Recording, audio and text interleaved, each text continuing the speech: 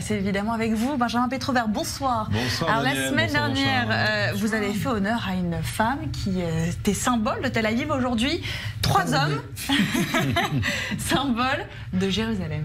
Et oui, j'ai choisi 3 hommes, plus précisément 3 soldats, qui sont peut-être les 3 soldats les plus célèbres. Pourquoi? Parce que la photo de ces soldats a fait le tour du monde. Nous sommes début juin 67. Après 2 jours de combats acharnés, les soldats israéliens réussissent à conquérir la vieille ville de Jérusalem. Et cette photo, c'est celle-là. 3 soldats qui ont un nom. Ils s'appellent Tzion Karezenti, Chaim Oshri, Itzik Ifat. Tous 3 ont 22 ans et ils réalisent le rêve que le peuple juif caresse depuis 2000 ans, toucher du doigt le mur occidental, le Kotel Amaravi. Alors cette photo, évidemment, elle a une histoire. D'abord, le photographe, c'est David Rubinger, un photographe qui est là, je dirais pas par hasard, mais en tout cas qui a entendu du bruit à ce moment-là, aux alentours du mur occidental. Il va donc s'en approcher, il va s'allonger par terre et il va prendre en photo ces 3 soldats qui ne savent même pas qu'ils sont pris en photo. D'ailleurs, l'un d'entre eux va raconter un peu plus tard qu'il a découvert cette photo en achetant le journal et qu'il s'est reconnu avec ses amis autour de lui. Ça continue, ça tire de partout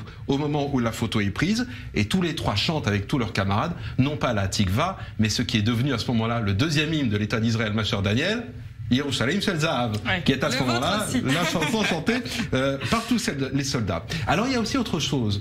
Que disent ces regards? C'est en fait une certaine méconnaissance de l'endroit. Pourquoi? Parce que depuis 1948, les Juifs n'ont plus le droit de se rendre dans la vieille ville de Jérusalem. Eux ont à peine 22 ans, ils ne connaissent pas la vieille ville. Et ce qu'ils ont raconté plus tard, c'est qu'en fait, ils n'étaient même pas certains d'avoir touché le vrai mur occidental. Ils ne le connaissaient pas.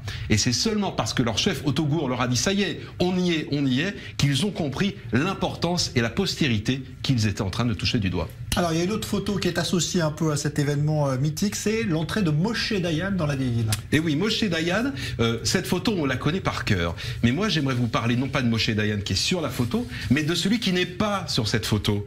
Moshe Dayan, en pleine guerre des 6 jours, il est ministre de la Défense. Il n'est pas du tout Premier ministre. Le Premier ministre de l'époque, personne ne le connaît, on l'a presque oublié. C'est Lévi Eshkol. Et en fait, Lévi Eshkol a raté son entrée dans l'histoire. Il n'est pas à Jérusalem au moment de la conquête de la vieille ville. Et la légende raconte qu'en fait, c'est Moshe Dayan qui l'a appelé en lui disant « Ne viens pas, ça tire de partout ». Résultat, il n'est pas sur la photo.